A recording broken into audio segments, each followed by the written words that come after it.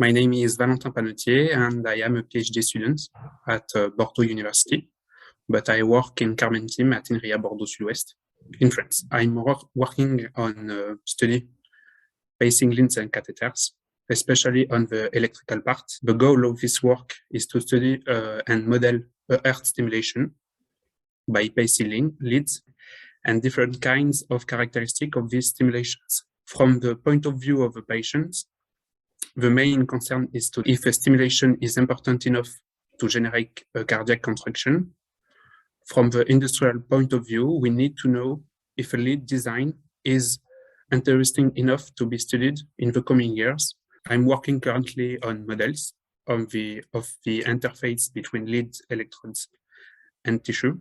But more generally, I develop and implement numerical models in our software named SEPS, which will be used on the in silico platform. Currently, we are testing some models to describe the interface between electrodes and the tissue. We try to calibrate models parameters from experimental data in an aquarium. There are still a lot of tasks to achieve, and some of these complement each other.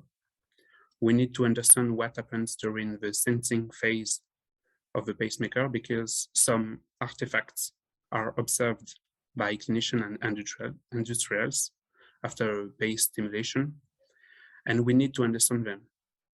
We also need to work on the verification and validation part of our numerical results, thanks to ex vivo experimental data, for example.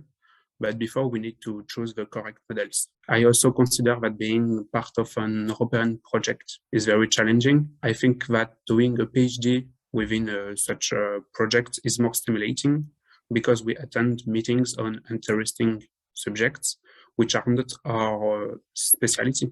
In the future, I think computer science will play an important role as a support to medicine. I also hope that all these advances will allow to replace curative medicine by preventive medicine, thanks to a better understanding of biological phenomena.